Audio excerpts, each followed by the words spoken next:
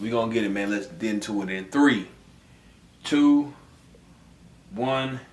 Let go. Bro told y'all deep down south we don't play. I told my niggas we gon' make it one day.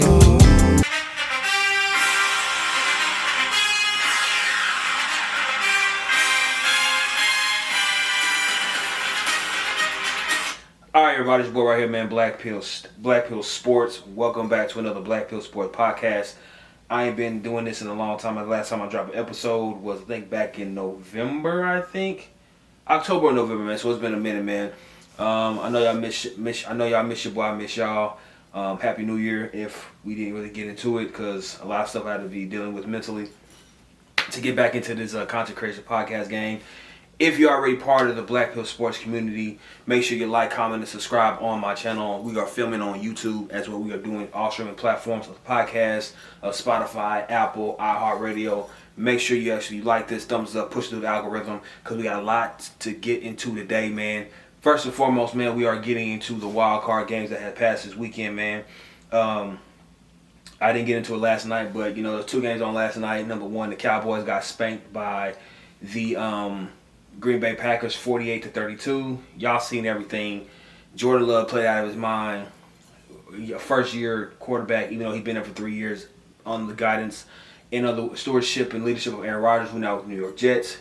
Came into Jerry'sville and beat them 48-32, but it was game over.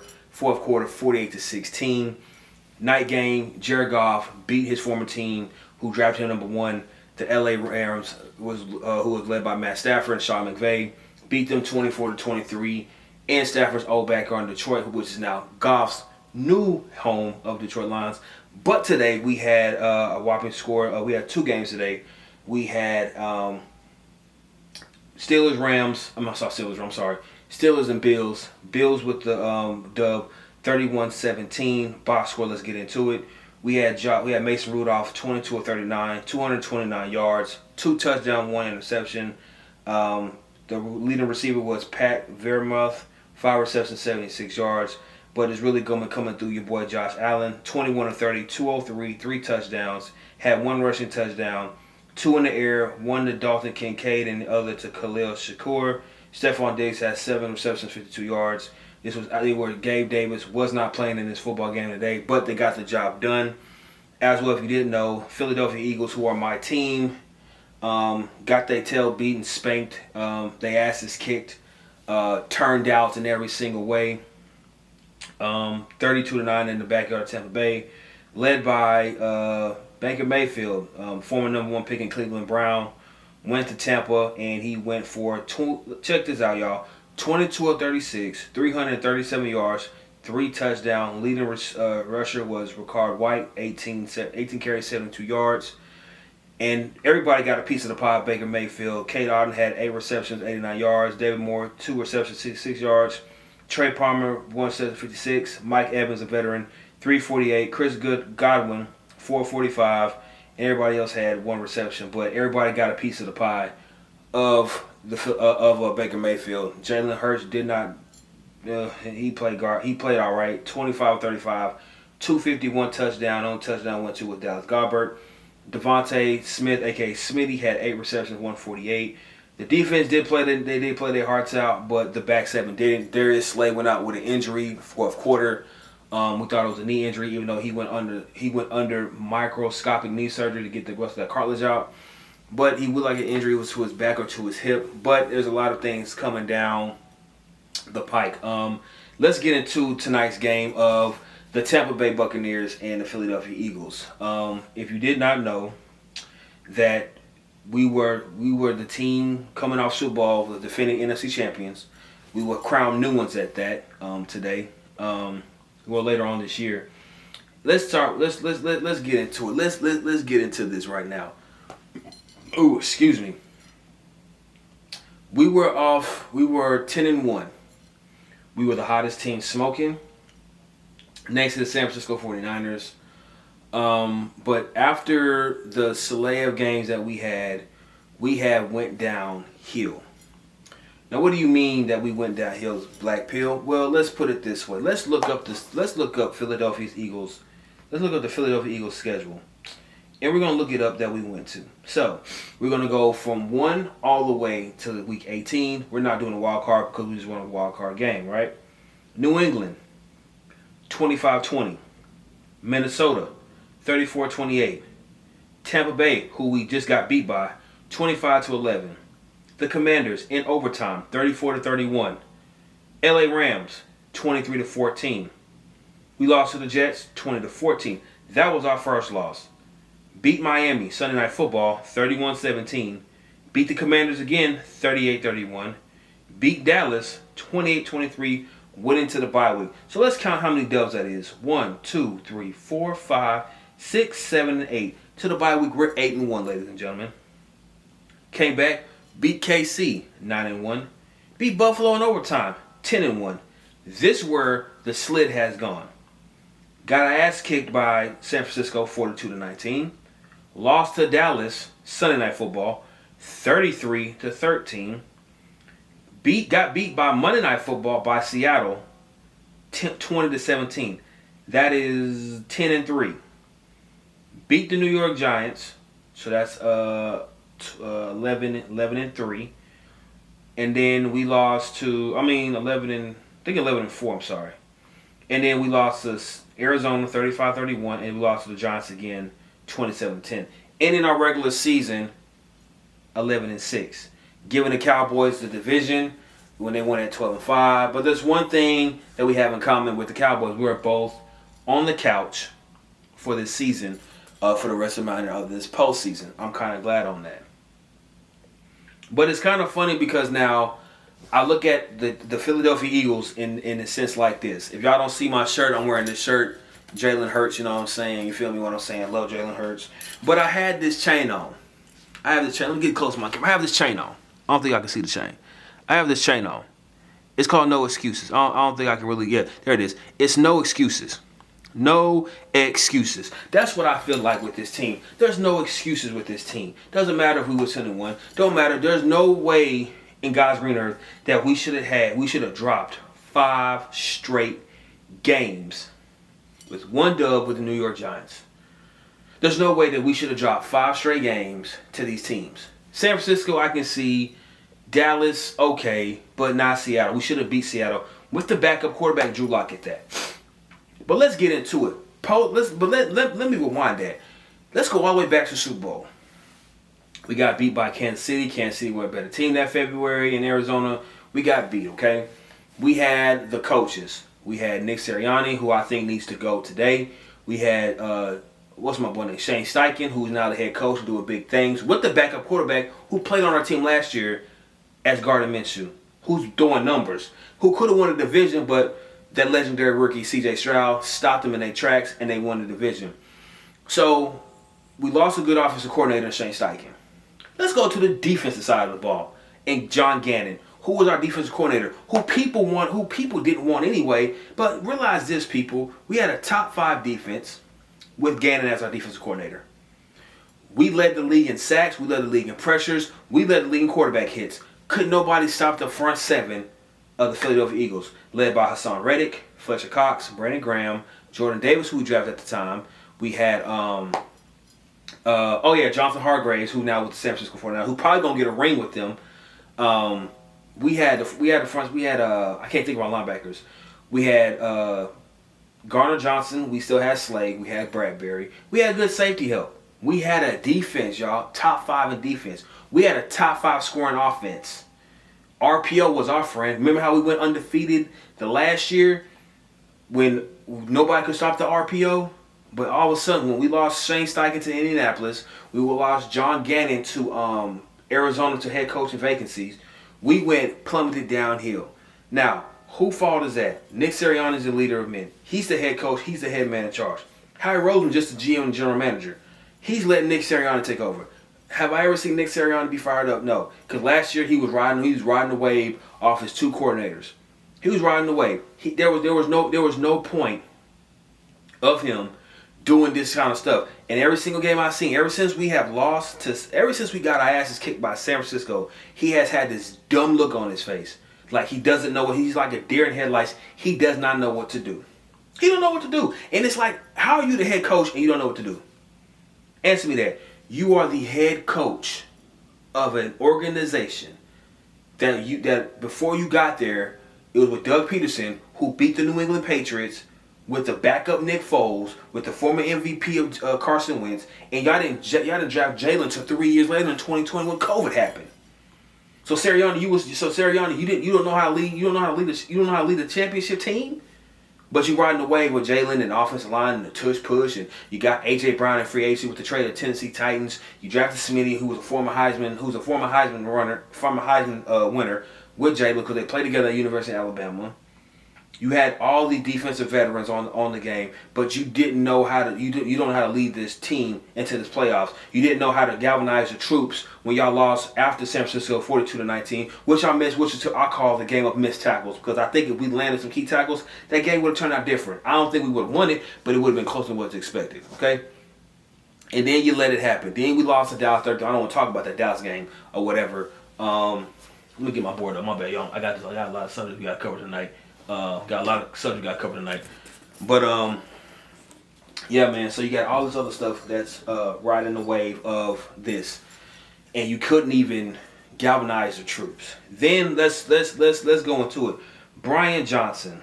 Let me get my first soda out. If y'all can hear this, I want y'all to hear this soda crack. I wish it was a 12-pack of a beer. I want y'all to hear this soda crack. That's I gotta get the soda crack over here, man, because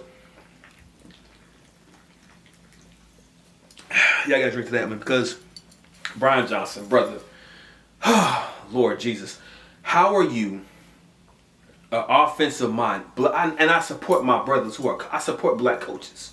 Shout out to Mike Tomlin. I don't think he's coming back to Pittsburgh next year because he walked off mid press conference about his contract situation with the I can't think of the owners of the Pittsburgh Steelers. It can't come on top of my dome because I'm mad about this situation.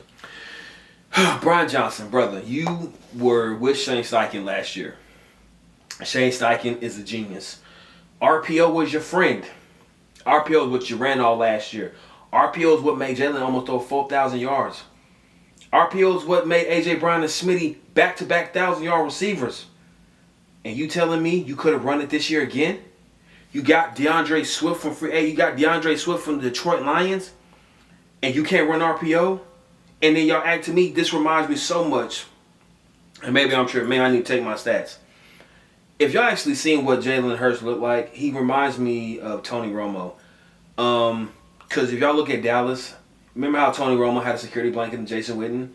And he had weapons like Des Bryant, and he had Terrence Williams, and I can't think of the other guy. And I think Gallup was still there. Yeah. And who did Tony Romo depend on? Jason Witten for a security blanket. You realize that Jalen Hurts is dependent on Gobert a lot? You realize you have A.J. Brown, you have Watkins, and you have Smitty on the other corner. You just got Julio Jones. But you depend on Gobert a lot. See, with the RPO, Brian Johnson, Jalen didn't have to depend on Gobert a lot. If he was open, he was open. But 9 times out of 10, A.J. Brown, who was that man? Mama, there goes that man. Smitty, mama, there goes that man. He depended on them two brothers on the weapons.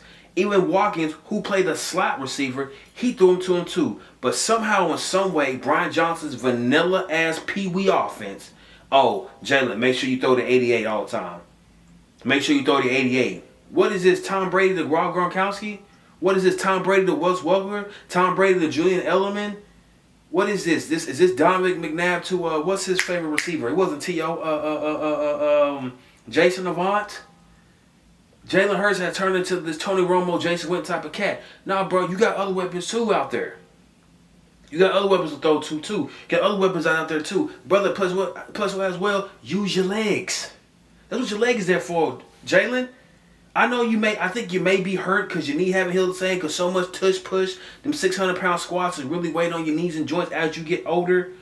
What you need to start working out smarter, not harder, to make sure you have a longevity of an NFL football career, and not call it a career within the first 10 years of your freaking NFL stardom, brother. But Brian Johnson takes a lot of blame for this vanilla ass offense. When you have Christian McCaffrey that was on Eli and Peyton Manning's podcast or NFL show, he called out your offense from like he was just sitting there. Oh yeah, man, that's 2 wide receiver right there. Running back in the back, he's going right up the middle. And guess what? Right up the middle, got stopped. Oh, he going to Dallas Goedert right here, got stopped. Oh, he going to go to AJ downfield. We know because guess what? San Fran sniffed it out. So what I don't know what's going to happen this offseason, but to me, Sirianni is he's the last man that can get the play calling through. If you don't believe in the play calling, Brian Johnson, brother, you need to start taking over primary play calling, Sirianni. But that's the first little trope I have with the Philadelphia Eagles. Let's go to the defensive side of the ball. And 2 other defensive coordinators. Let's look at the defensive coordinators. I know Matt Patricia is one of them. I know Matt Patricia is one of the Philadelphia Eagles. Let's go. Philadelphia Eagles coaching staff. Let's look up the coaching staff. Because I don't know the coaching staff from Can of Paint. Coaching staff. Let's see. Nick Sirianni is the head coach. And we're going to go down the Nick Sirianni, head coach. Do not care. Sean Desai is the defensive coordinator. Brian Johnson, who I just got ripping into a new a-hole, is offensive coordinator. And then where is he at? Because he took over. Matt Patricia is the senior defensive assistant. And since Sean Desai couldn't lead a good defense, Matt Patricia him switched almost to the end of the season, where Sean Desai went to the booth and Matt Patricia went to the ground and started calling plays. When was the last time Matt Patricia was relevant, ladies and gentlemen? I'll wait. Play my cricket noise. When was the last time he was relevant? Oh, that's right, when he was assistant for Bill Belichick in New England, when they were riding the coattails of Tom Brady with those 6 championship rings. Then he went to Detroit, thought he was going to be a great coach, and he fell into that little vortex of a disaster of a hole when he went to Detroit and he could not win a damn game. Firing him, bringing him back to New England, but eventually he went to Philadelphia. But I guarantee he was there when they went to Super Bowl with Gannon as well as Sean Desai. But guess what? Now this man he don't know how to call defensive plays. We have the worst defense that's in the bottom 3. We ranked 26 or 27. I think we almost dead last in rushing the quarterback. Excuse me. I think we 31st in rushing the quarterback. Quarterback pressure. I think we 31st in the league with that. That's horrible. Horrible. So I hope Housey Roseman take this time when everybody packs up their stuff and go home for the offseason until March when they have the annual NFL owners meeting before the combine, which I think the combine is next month or March in Indianapolis. I hope he has a really sit down heart to heart with half of these coaching staff, because Sirianni has to go, Brian Johnson got to go, Sean Desai got to go, Matt Patricia got to go. Now they're saying Jalen Hurts got to go. I'm giving Jalen Hurts this. He had a great year last year, but last year don't equate to this year. It don't. Now if you want to say injury play to blame because his legs and his knee and his elbow and what he had with dislocated finger, fine. He had a new contract, got a big old contract with a lot of guaranteed money at that. But guess what? Philly fans like myself are saying, is this a repeat of Carson Wentz? If y'all remember, Carson Wentz was number 2 overall in the 2013 draft, I think. Had an MVP candidate rookie year, blew out his knee against the Rams. We did not win that game. The next year they gave him a $100 million contract. He had a little to it, and he's been bouncing around from the Indianapolis Colts to the Washington Commanders. Now I think he's a free agent somewhere else. So that tells you that we can't live in this 1-year wonder and just drop this boatload of money to a quarterback. Jalen got to prove it, but I think Jalen has proved it. But I think injury has played a prone to this down of a season. And so I think this year we're going to look at a lot of stuff to Jalen and see what we can do, because I think, to me, I don't cut Jalen. I don't release Jalen. I give Jalen another year. We're going to see what the coaches look like next year, the coaching tree and the coaching carousel of the Philadelphia Eagles. Who's going to be our offensive coordinator? Who's going to be our defensive coordinator? Who's going to be our main play caller in 2024 and 2025? It's going to be a lot of stuff that's going to go down. I don't know what's going to be, but it's going to be a lot. Sorry, I'll keep tapping my phone because I don't want my phone going out. But it's going to be a lot of stuff going on this off season as well. Next week we have the schedule. Let me pull that up for y'all because I will be going in on that as well. So I think next week we will have the. Come on, guys. Let me see here. Come on, guys. Come on, fellas. So next week will be Houston at Baltimore, 3:30 Saturday. Green Bay at San Francisco. That's the night game, 7:15. Sunday will be Tampa at Detroit, 2 o'clock. And KC at Buffalo, 5:30 of next weekend.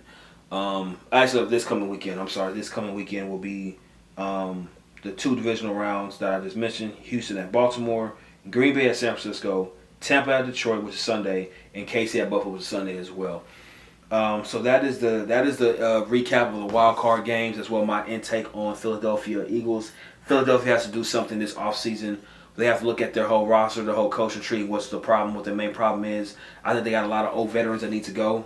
Veterans that never should have re-signed. Number one, I think they never should have re-signed Bradbury nor Slay. They should have kept Gardner Johnson and let them the rookies and the young bucks play. You could have kept the veteran O-line, the veteran D-line, which is Fletcher Cox, Brandon Graham, Jordan Davis. You could have jacked Jalen Carter. He done his thing. The linebackers, but really the back 7 of your corners are horrible. You never should trade for Kevin Byard from Tennessee. You could have kept him where you could set his ass where he's at back in Tennessee, because he didn't prove anything. That was a good trade. And you should have never signed Bradbury. You see how Bradbury is just horrible. Slay is just older because now the injury just happened. So I hope they release both of them. Great careers here. We love them. They did a lot of things for the Philadelphia Eagles and what they've done this past last year. But this year was just horrendous. We got to make sure Jalen Hurts is healthy next year. But we got to give him a play caller that knows his strengths. Making him being a drop back quarterback, knowing that's not his calling, knowing that the RPO worked with Shane Steichen and what he's running that same similar offense in Indianapolis. Stick to what Jalen Hurts know and stop switching up the play calling. Nick Sirianni needs to be a man that actually step up, be a head coach, or he needs to go. Fire Brian Johnson, fire Sean Desai, and fire Mike Patricia and get a whole new coaching carousel that can match that defense and get them ignited. We heard going to my next subject as well, the offseason moves and offseason rumors. I just moved into that, but we're gonna get into the whole thing. Let's get into it. So number one, let's get into this whole thing. We know about the whole Bill Belichick separating himself for 25 years from the New England Patriots. They split, went their separate ways. So Bill Belichick is a free agent. We're hearing that Atlanta is interviewing him for the head coaching vacancy. We know that Bill Belichick is the GOAT of the NFL, 6 championships. Can't say less than that. But he wants full control of the personnel and the general manager duties to pick the people that he wants on his team. But to me, this is how I think of it. Let me. How about you roll with me on this one? All right. If Bill Belichick goes to Atlanta, for instance, let's go to Atlanta, and he wants his coaching staff, right, or he wants his own players. Who is he going to draft? Who's going to be with him? Now, Bill Belichick is a good coach, but this past year in New England wasn't a good. They are top 3 in the draft this year. This has not been heard of in a very long time in the 25 years Bill Belichick has been coach. He has never picked in the top 5 of the draft. Now, I know he's not there anymore, but that shows you, is this guy who is 71 years old, does he still got it, and does he still have to fire a tree? But I think he's trying to prove from Robert Kraft, he's trying to prove that he can win without the Patriots, that he tried to win like he tried to win without Tom Brady. When he pushed Tom Brady out the door and Brady got his championship in Tampa, he can win without the organization that he made or made him or whatever that you want to do. So let's say if he goes to Atlanta. Your defense is okay at best. You're in a weak division. I mean, you play New Orleans, Carolina, and Tampa. Okay, Tampa won a division, but they're 9-8. Carolina's are rebuilding with the whole Bryce Young experiment. New Orleans, who do you have as quarterback? Nobody respects Dennis Allen, so let's say, for instance, you have Jameis Winston and you have Derek Carr. You can literally beat all those teams. So if he does go to Atlanta, who's his quarterback going to be? It's not going to be Desmond Ridder. It's not going to be Taylor. I think it's Taylor Heineke. It's not going to be that. So he's going to try to get him a veteran quarterback. Who is out there in the free agent market right now that he wants? I don't know. He could draft, but he's not trying to do a whole rebuilding experience because he's 71 years old. He got that long left in the league. But let's say, for instance, he can make a trade for a veteran quarterback. I'll say this: if I'm Bill Belichick, and this is me, this is me talking. This is BlackPill Sports. Steph Thomas talking. I make a run for Justin Fields. Excuse me. Justin Fields from Atlanta, well, actually from Decatur. Everybody loves Justin Fields in Atlanta. We know that he's not going to be in Chicago. We know. I think he deserves to be in Chicago, but people don't think he deserves to be in Chicago. Chicago got the number 1 pick. They think he's taking Caleb Williams, and I'm gonna get into Caleb Williams in a minute. But if I'm Bill Belichick, I look at Justin Williams or Justin Fields, and I try to make a trade for another quarterback. But if you want Justin Fields and you can mold him to the quarterback you want him to be, you make that trade. Now, let's look into another coaching vacancy. Now, they're saying we don't know what Dallas is going to do post getting their asses kicked by Green Bay. Jerry Jones said he hasn't thought about the postseason, the offseason, because he thought he was going to beat Green Bay and host second playoff game, possibly against Detroit, I think. But that didn't happen. So is Mike McCarthy going to go? Is Dan Quinn going to go? Let's say, for instance, he fires Mike McCarthy, which I think he won't, even though this is the first time a coach has had a 12-win seasons and has not been to the conference championship. Last time the Cowboys in the conference championship was 1995. That was almost 29 years ago, which is probably going to be in 2 weeks. Will be 29 years, which is crazy. But let's say, for instance, Jerry Jones fires Mike McCarthy. He brings in Bill Belichick. That's a shitstorm waiting to happen. It's good in the Cowboys. Oh, we got Bill Belichick, 6 Super Bowl time champion. He had this and this and this and the third. He can. What can he do? What can be worse? Well, Bill Belichick want control. Bill Belichick don't want to answer nobody. 1,000 years later. Sorry, y'all. Yeah. Yeah, man. Back to Rob Pelinka. It's like an LA Lakers organization where Rob Pelinka and Jeannie Buss and Kurt Rambis family don't want to listen to the grace of how this team should be. The same thing while Magic went out the door. Magic had all this knowledge of what should be done, and they didn't listen to him. Because last time Magic ran an organization, which was the Lakers, he drafted the so-called media phenomenon, which is Lonzo Ball. We saw how that turned out to be because LaFleur wanted him to play in LA. But that's another story. This is football we're talking about. But if Bill Belichick goes to Dallas, it won't be a match made in heaven because Bill Belichick wants control. But guess who got their hands stirring their own pot since they bought the team? Jerry Jones. So people say when Jerry Jones backs out and lets somebody run the organization, which is his son Steven, which I think Steven will probably back up, but to me Steven is his father's child. So he'll probably have his hand in the mix too. Bill Belichick's not going to be the answer for the Cowboys. Now they're thinking that it can be the offensive coordinator from the Detroit Lions. We can do offensive coordinator from the LA Rams or the Cincinnati Bengals to take the job, or we can say Mike Vrabel. Now I understand Mike Vrabel didn't have the good year in Tennessee like he wanted in the years past when he got hired as a head coach, but he's a player's coach. Look what Dan Campbell doing in Detroit right now.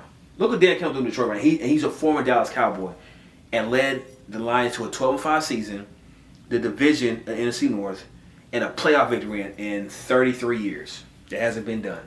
33 years. So what cannot be done? So if I'm Jerry, if I'm the head coach, if Mike McCarthy gets fired, hypothetically Mike McCarthy gets fired, Mike Vrabel will be my pick because you're not gonna get Bill Belichick because he wants control, and you damn sure ain't getting Jim Harbaugh because he wants control too. Because it's going to be a turn to another Jimmy Johnson situation where y'all know Jimmy Johnson went to Ring of Honor. But if you do study your research of the Dallas Cowboys, Jimmy Johnson had his hand in control of the roster.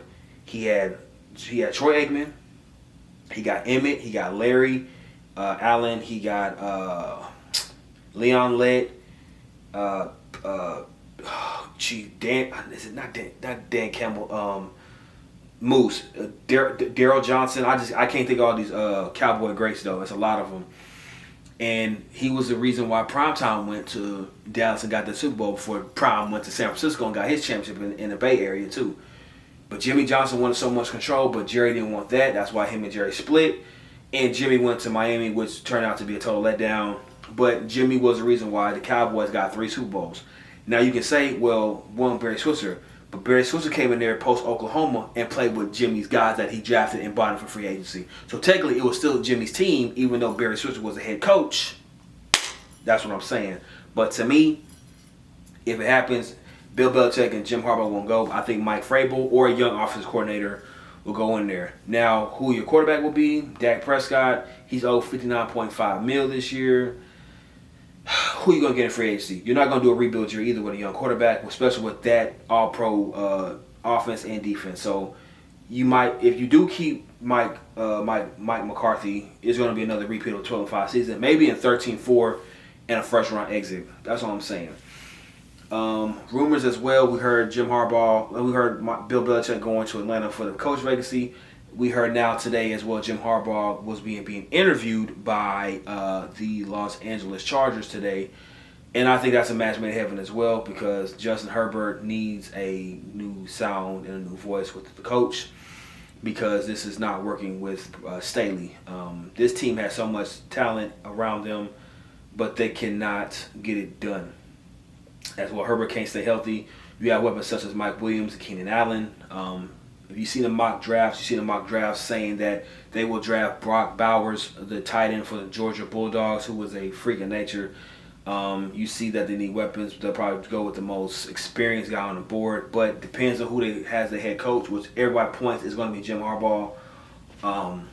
Jim Harbaugh in L.A. We will see what they'll do with that as well, but we'll see through that. All right, y'all, I'm going to take a quick break real quick, man, and we're going to get into the NBA scores as well. What the hell is going on with the Los Angeles Lakers and this losing streak? As well, did you see your boy Dame Time drop the game win against Sacramento Kings? We'll be right back. Your boy right here, man, BlackPill Sports, after these messages. Peace. All right, y'all, man, welcome back. Sorry for that long break. I had to get my throat back. But, yeah, we are going to now going to the NBA scores, but once again, welcome back to the BlackPill Sports podcast show, man. Streaming on all streaming platforms, from your Spotify to your Apple to your iHeartRadio as well. Make sure you type in the YouTube channel, BlackPill Sports. Make sure you like, comment, subscribe. We're shooting live on this video as well. Let's get into the NBA scores today, man, because there's NBA scores that I didn't know NBA scores that took place today. So we are doing the highlights. The Rockets, 76ers beat the Rockets. Mavericks beat the Pelicans. The Magic went through the Knicks. Pistons beat the Wizards. The Hawks beat the Spurs. Warriors lose to the Grizzlies. The Cavaliers over the Bulls. Heat over the Nets. The Celtics over the Raptors. And the Jazz over the Pacers. As well, the Lakers are up 99-91 on the Oklahoma City Thunder with 5 minutes left. But let me go through scores since I just said that. 76ers 124, Rockets 115, Mavericks 125, Pelicans 120, the Magic 98, the New York Knicks 94, the Detroit Pistons 129 to the Washington Wizards 117, Atlanta Hawks 109 to the San Antonio Spurs 99, the Golden State Warriors 107, the Memphis Grizzlies 116 without John Morant. The Chicago Bulls 91, Cleveland Cavaliers 109, the Miami Heat 96, the Nets 95, Celtics 105 to the Raptors 96, and the Jazz 132 to the Indiana Pacers 105. But we're going to get into this right now. The Lakers have been on a losing streak. They have lost a lot. Now, everybody don't know, I'm not really a Lakers fan per se. I'm a LeBron fan. So you can call me what you want. I have not been impressed with what I've seen with the Lakers. Anthony Davis, the eyebrow, the unibrow, the brow, whatever we're going to call him, has been balling out of control. Ever since they won the inaugural season tournament, which is a regular season, to me, a regular season tournament like a high school or college, they have been on the skid. Darvin Ham has not been coaching. Darvin Ham has not had the camaraderie of this team. LeBron has been laughing, not really caring about it, because this is his man 20th year in the league. And he's averaged 25 like he was ever since he came, like he's been drafted into the league at the age of 18. LeBron is doing everything he can to keep his team together. Anthony Davis is doing everything to keep the team together. Even D'Angelo Russell, who people call Switch, because he just switches up. He's hot and cold every day.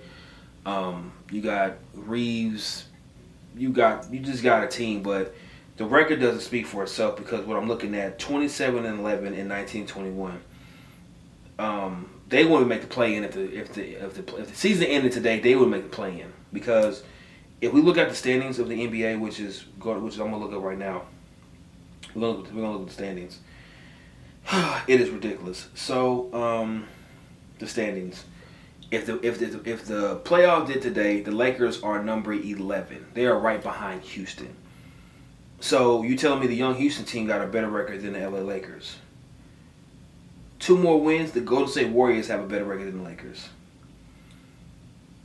The top seeded is Minnesota, led by Anthony Edwards. 2 is OKC, who they're beating, with Shai Gilgeous-Alexander, a superstar. The former champions of Denver Nuggets are the third. The Clippers, who sell the same arena as you, the Crypto.com arena, even though they're building their arena in Inglewood, number 4, 25-14. The Kings are 23-16, they're number 5. Dallas is number 6 with 24-17. New Orleans, 24-17, number 7. Phoenix is 28-18. Utah is 22-20. And Houston has a better record than you at 19-20. And you're 19-21. So let's look at and I want to see stats now because this is crazy. We're gonna look up stats as well. Who leads the league in everything? Scoring is Joel Embiid, Luka, SGA, Giannis, Kevin Durant. So I don't understand why the Lakers are not even in the top 8 of records. Ever since they won that championship, they have been horrible, horrendous, horrendo. It doesn't make any sense. They have put on a purple and gold since LeBron got there in after he got beat by when he came to LA, 2018. I think 2018. Yeah, 2018. And he has been he won the championship in the bubble. Let me put that. He did deliver LA a championship during COVID, so I can take that back. But just the moves they have been making with Rob Pelinka, Jeannie Buss, and the cover, they have did a disservice to LeBron, to Anthony Davis, to this whole crew. Now you can say, well, LeBron's only one man. He's only one man. It takes a team plus a good coach. Frank Vogel, and then you have Darvin Ham. Like, what can be done? Because now it has shifted to a new generation of young people. Because right now, Lakers can't beat Minnesota. They damn sure won't beat. They beat Phoenix before, but Phoenix would get their number if they're fully healthy with Bradley Beal, Devin Booker, and KD on the floor. Ain't no way they beat Dallas with Luka and Kyrie. They're not. To me, they couldn't beat the Golden State Warriors they wanted to. They didn't beat the Memphis Grizzlies, who are 15-25. This is when John Morant went down with a season-ending shoulder injury. What is going on with the Lakers? What is going on with the Lakers? Because right now, I'm loving what I'm seeing from everybody from the top 6 seeds. I'm loving what I see from Minnesota. I'm loving what I'm seeing from OKC, even though they get beat by the Lakers right now. Denver is still very, very formidable with Joker and Murray. Aaron Gordon, who came back from his little incident, and Michael Porter. LA Clippers, come on, man. Kawhi, PG-13, Russell Westbrook, the whole crew, they're so formidable. Sacramento, that young team with De'Aaron Fox. New Orleans with Zion, if he can get his weight under control. I said what I said about Phoenix and then Utah. Lakers are just horrendous right now. I don't know what's going to happen. Post All-Stars next week. I think All-Stars next month. We'll see what their record is towards All-Star Weekend. And I will get back on them when All-Star Weekend hits, which is in Indianapolis, which is freaking crazy. I think it should be in Miami or LA or even down here in Dallas. But having it somewhere in some Indianapolis, which is crazy. They had that last year. And there's these no-name towns of small market cities. Adam said, "What are you doing?" But I'm done with that. We're not even going to talk about basketball right now because it's still early in the season. But we'll get in more into the Lakers another time because I'm done with that. But I just went over the scores and everything like that. We're getting into now college football news. Now, you know about college football news. I love college football. We just crowned national champion last week, which was the Michigan Wolverines. They beat the Washington Huskies. Congratulations to them. But you heard now that Caleb Williams, the projected number 1 overall pick, is headed to the NFL draft. J.J. McCarthy and Blake Corum, the Michigan running back as well as Michigan quarterback, has well declared for the draft. They're a lottery pick as well. I think J.J.'s a lottery pick. I know Caleb's the number 1 pick. I think Blake may be a second-round pick because running backs don't go in the first round unless you're a freaking nature like Zeke, Adrian, Saquon, Bojack. But Blake has been... If you know about Blake Corum's story, you want to cheer for this brother because what he has been through. But I think he'll be a second-round pick, and I think he'll do damage for whatever team he'll go to. To me, I really want him to come to Philadelphia. Come on, Philly. Philly, get this brother from Michigan, man. Blake Corum is the truth, man. He runs the ball. He's a heavy hitter. He's a real good downhill runner. He'll get you the yards that you need. He reminds me of a young, bigger version of Zeke that can get the yards after the carry. So get into it. As well, we have heard that Washington's old coach is headed to Alabama.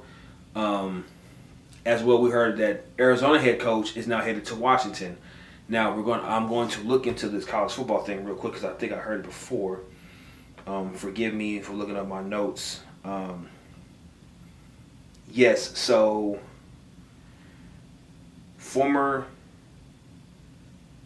where's it at?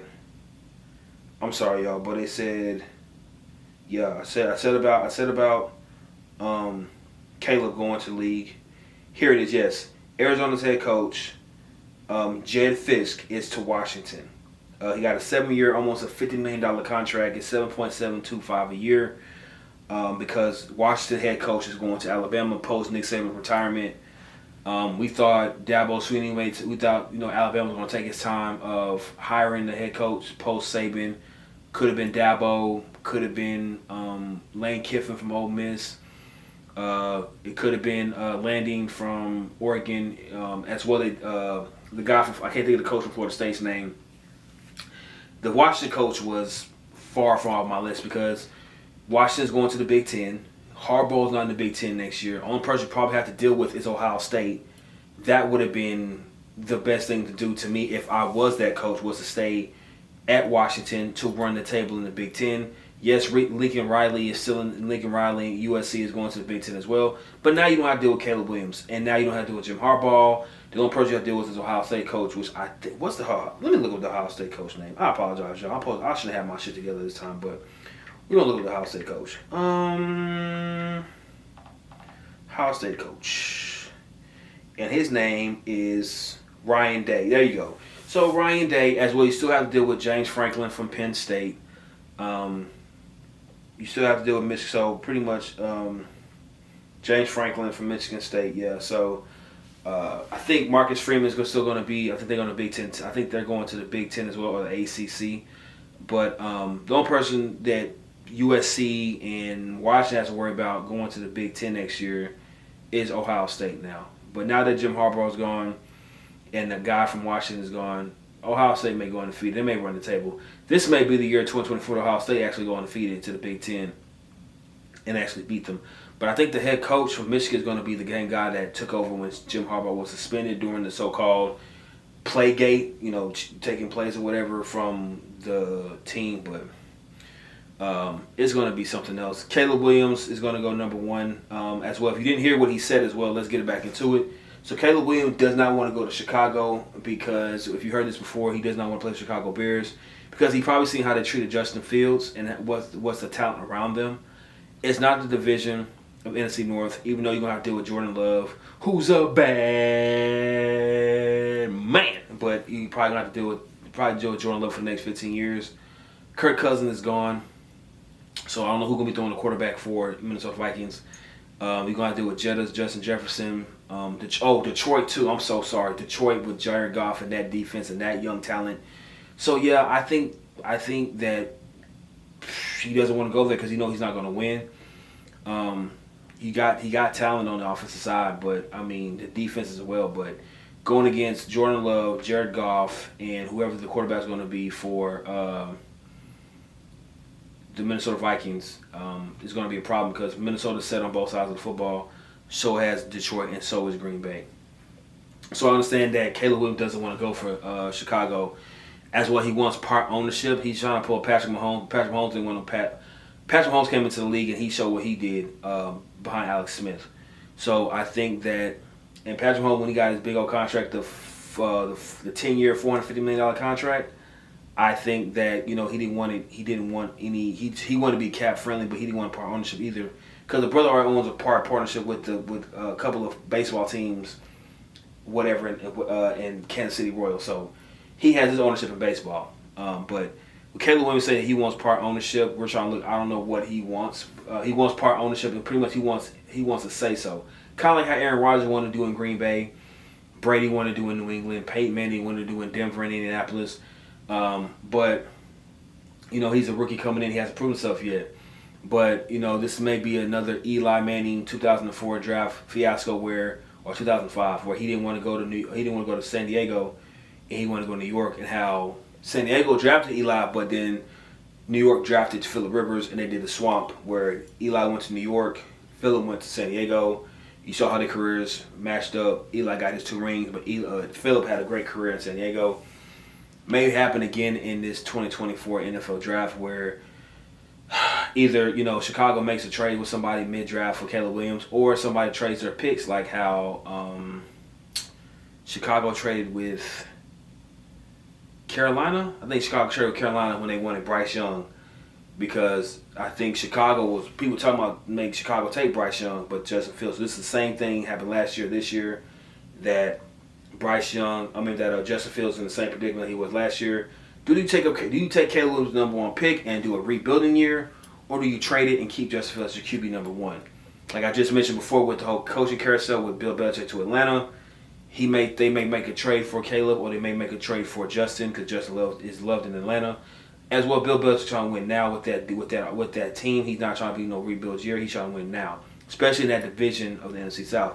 So if Caleb does come out, I think the Commanders can make an interesting trade to Chicago as well. I think the Las Vegas Raiders, if they hire AP Antonio Pierce, I think they could make an interesting trade for Caleb Williams as well, because we have a lot of teams saying in mock drafts that the Las Vegas Raiders could trade up and get Caleb Williams, or they could stay down and get J.J. McCarthy, Drake Mays, which I think Drake Mays may go to the Commanders, or Jalen Daniels. Where they got 3 quarterbacks going 1, 2, and 3. They got Caleb to Chicago, Drake to Washington, and Jalen to New England. Depending on who the coaches is and we don't know how this may go, but this is mock drafts. Anything can change from now until April, so don't take my word for it. But to me, this is going to be an interesting year of football, 2024, of college and the pros. But like I mentioned before, Caleb going pro, JJ, Blake, Jalen Bennett put his. I think Jalen already put his declaration at the NFL. Marvin Harrison Jr. put his declaration in the NFL draft as well. So it's going to be a really, really good draft class that I see. We got to see how the rest of the NFL playoff plans out, how the draft order is going to go. But I can't wait. I think Caleb will probably not play for the Chicago Bears. I think we'll get another trade where somebody will trade for their first-round picks to take Caleb. It probably won't be Chicago, but if Chicago doesn't want to give Justin Fields that chance because his record is 15-25 as a starter, hey, Atlanta, there it is. Take him, boom, boom, give him a draft package. Justin Fields goes to Atlanta, and boom, next thing you know, now you got your whoever picks, boom. Caleb can go somewhere else and do his NFL career that way. But yeah, man. But that's all the sports right now, man. We're gonna get into a freestyle topic, man. But I really don't have nothing to freestyle tonight for, guys. So I thought I did. But I may do it next show, man. But I appreciate y'all, man. We actually did better this time. We did real good this time, man. I'm really proud of myself getting almost under an hour for this show, man. I didn't want to carry on too much, but I'll probably carry more of a show next time, of more time. My next goal is to probably do an hour and 15 minutes. So I'm gonna push myself to do that, guys. I appreciate y'all on this Monday night, man. Especially, man, on this snowy night. It's cold. It's snowing here in Texas, man. The Arctic blast is crazy. Be safe out there on the road. Be safe at work, man. Keep God first as always, first and foremost, man. And be safe out there, bro. I appreciate y'all staying up tonight once again. Make sure you like, comment, subscribe on the YouTube channel, BlackPill Sports, as well. Make sure you stream this podcast and share this podcast with all your family and friends and coworkers. We are on every streaming sports podcast from Apple Podcasts, Spotify, iHeartRadio, as well YouTube podcasts, where you can get this podcast available to you, man. Until next time, man, it's your boy right here, man, BlackPill Sports, saying peace, man. Fly, Eagles, fly, and God bless. Peace. Bro told y'all deep down south we don't play.